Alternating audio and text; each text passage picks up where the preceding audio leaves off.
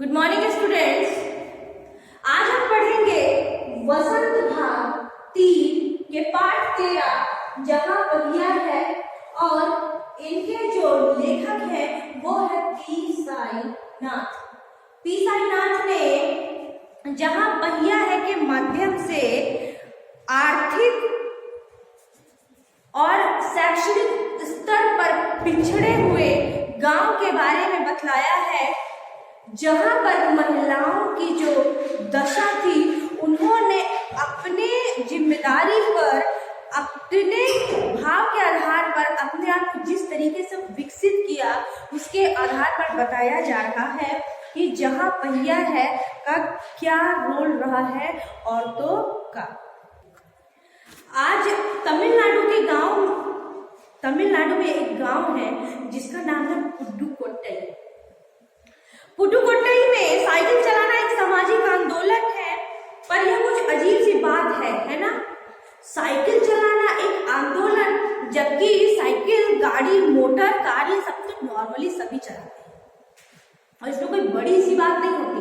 लेकिन पुडुकोट्टई में बड़ी बात इसलिए है कि पुडुकोट्टई बहुत ही गरीब गांव में गिना जाता था और वहां की जो महिलाएं थी जो ज्यादा पढ़ी लिखी नहीं थी या कुछ जो पढ़ रही थी, उन्होंने अपने आत्मनिर्भरता को दिखाने के लिए साइकिल का भरपूर प्रयोग किया।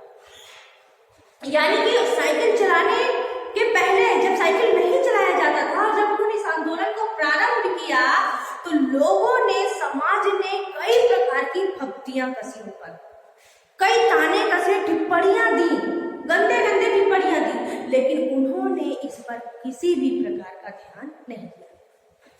आज अगर हवाई जहाज भी उड़ रहा है तो कहीं ना कहीं से इसकी शुरुआत हुई होगी, तब जाके आज वो समाज में पूरी तरीके से अपना कार्य दे रहा है। अब यहाँ पे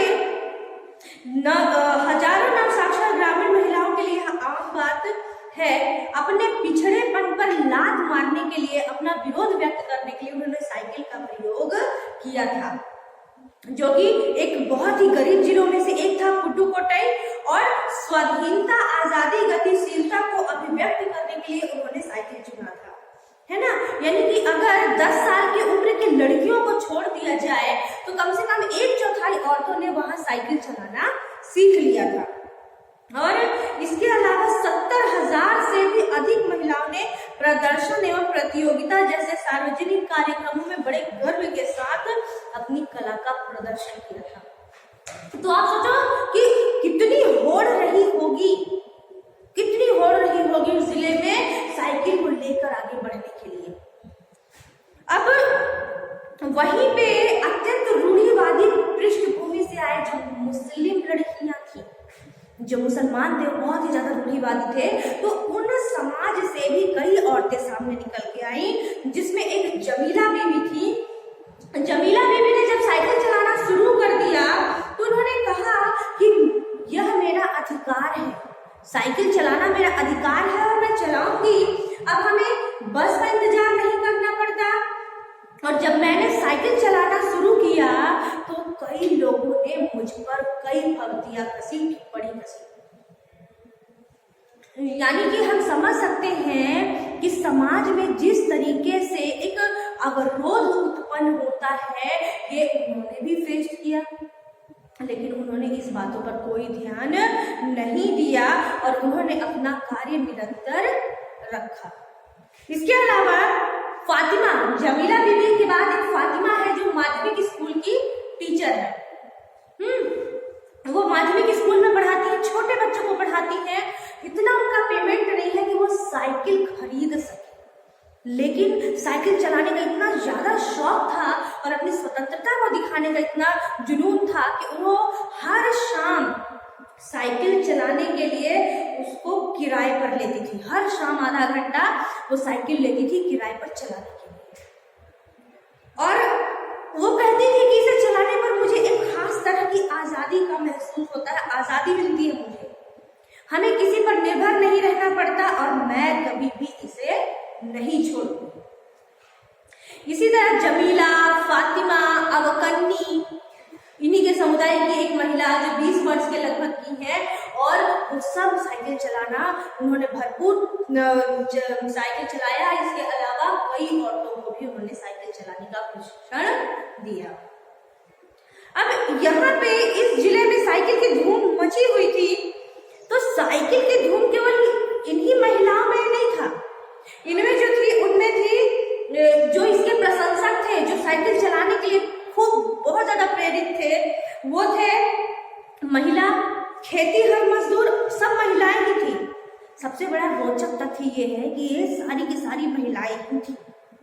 अब ये खेतीहर मजदूर, पत्थर खदानों में मजदूरी करने वाली औरतें, गांव में काम करने वाली नसें, स्कूल में पढ़ाने वाली या बाहर पत्थरों की नक्काशी करने के लिए जाए जाने वाली औरतें, वो सारी की सारी थी।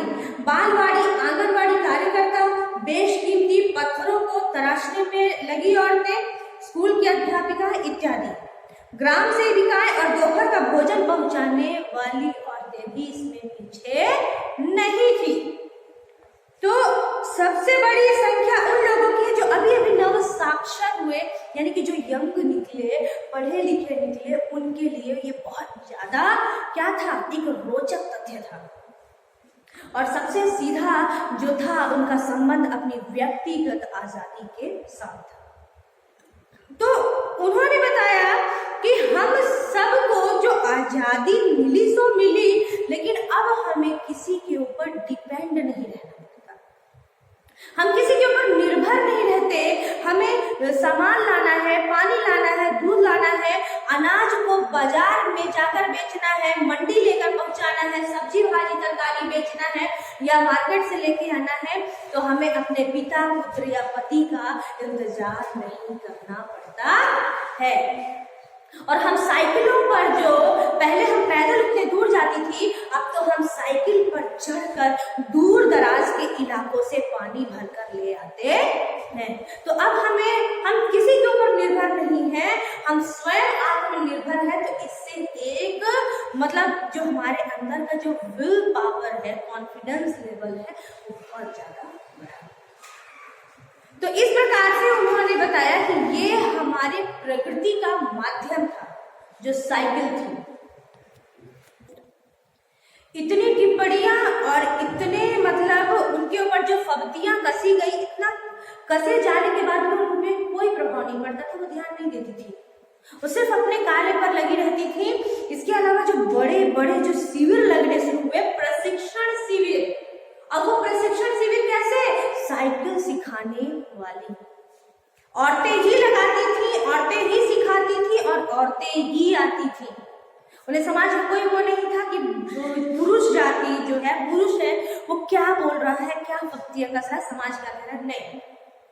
उन्हें पता था कि हम कोई गलत कार्य नहीं कर रहे हैं, हम अपने स्वाभिमान के लिए अपने विचारधारा को और आगे लेके जा रहे हैं। तो साइकिल एक जो पहिया जो है मनुष्य के विकास में सबसे बड़ा सहयोगी है। तो उन्हें पता था कि हमें अपना विकास करना है। तो वहीं पे किला कुरुची गांव के, एक किला कुरुची गांव था, वहां पर बहुत बड़ा प्रशिक्षण शिविर लगा था, जिसमें साइकिल सिखाने के लिए महिलाएं रविवार को इकट्ठा हुआ करती थी। और साइकिल चलाने के आंदोलन के समर्थन में ऐसे आवेग देकर कोई भी हैरान हुए बिना नहीं रह सकता था, जैसा उनके अंदर का विल पावर था। उन्हें सीखना ही है, और साइकिल ने उन्हें पुरुषों द्वारा थोपे गए दायरे के अंतर्गत रोजमर्रा की घिसी पिटी चर्चा से बाहर निकालने का रास्ता दिखाया।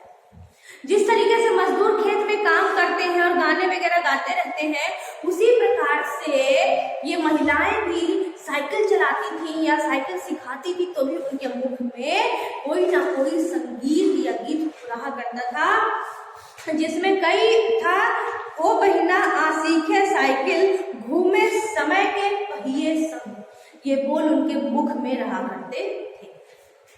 तो नई नई साइकिल सीखने वाली महिलाओं को भरपूर सहयोग दिया गया, उन्हें सिखाया गया, उत्साहित किया गया, है ना। इसके अलावा उनके बीच यह भी देखा गया कि महिलाओं को साइकिल चलाना सीखना ही चाहिए, ये सभी के दिमाग में स्पष्ट रूप से बैठ गया था। तो इस प्रकार औरतें साइकिल के प्रति, साइकिल चलाने के प्रति बहुत ज्यादा उत्साहित थी। तो इस आधार पर पी साईनाथ ने बताया कि 1992 में अंतरराष्ट्रीय महिला दिवस के बाद यह जिला कभी भी पहले जैसा नहीं हुआ। 1992 में अंतरराष्ट्रीय महिला दिवस में यह गांव पहले जैसे नहीं हो पाया। क्यों? क्योंकि उस दिन कम से कम 1500 औरतें हैंडल पर झंडियां लगाए। देखो 1500 औरतें साइकिल लेकर निकली है। सोचो 1500 औरतों की रैली साइकिल में, उन्होंने अपने हैंडल पर क्या लगाया है? झंडी। क्या लगाया है? झंडी। और घंटियां बजाते हुए, यानी कि अपने विकास को, अपने आत्मनिर्भरता को, अपनी स्वतंत्रता को घंटी बजाने की, घंटी के आधार पर प्रदर्शित करते हुए आगे बढ़ रही हैं और बता रही कि हम समय के साथ गतिशील हैं। तो इस तरीके से वो आगे बढ़ रही है, जो देखने लायक था, और सारे लोग जो थे वो हक्के बक्के रह चुके थे। तो इस गांव में जो मतलब पूछताछ के बाद जो आया, जो आर डीलर थे, आर डीलर जो साइकिल का विक्रेता था, गांव में एक ही विक्रेता था, लेकिन उसकी जो कमाई था वो 2 गुनी 4 गुनी बढ़ गई थी। क्यों? क्योंकि पहले उस समय औरतों की साइकिल नहीं आ रही थी, तो औरतों ने अपने लेडी साइकिल का इंतजार नहीं किया, बल्कि उन्होंने जेंट्स साइकिल खरीदना शुरू किया और उन्होंने पुरुषों की साइकिल चलाना शुरू कर दी। और फिर कुछ दिन के बाद फिर लेडीज साइकिल आना भी शुरू हो गई, जिससे कि उसके जो मतलब 2 गुना मतलब उसमें वृद्धि हुई साइकिल विक्रेता को। तो वह उसके लिए तो बहुत ही प्रॉफिट की बात थी, उसको तो बहुत ज्यादा लाभ हुआ। लेकिन महिलाओं ने एक चीज यह पाया कि जो जंजीरों में वो जकड़ी हुई थी, पुराने रूढ़िवादी विचारों में वो जकड़ी हुई थी, आज वो पूरी तरीके से आत्मनिर्भर बनकर बाजार जा सकती हैं, अपने बच्चों को स्कूल छोड़ सकती हैं, ला सकती हैं, और जो खेत खलिहान की जो सामान है बाजार मंडी तक जा सकते हैं और वहां से वो वापस आ भी सकते हैं। तो इस साइकिल के माध्यम से उन्होंने अपने विकास को और अपने जीवन को गतिशील बनाए रखने को जो मतलब एक कला सीखी थी, वो आने वाले पीढ़ियों को वो समय समय पर देती जा रही थी। तो इस पाठ का ये माध्यम है, ये जहां पहिया है जो औरतों के विकास के लिए को सिखाता है। आई होप ये चैप्टर आपको समझ में आ गया होगा। कोई भी परेशानी या दिक्कत हो तो आप मुझसे पूछ सकते हैं। Thank you.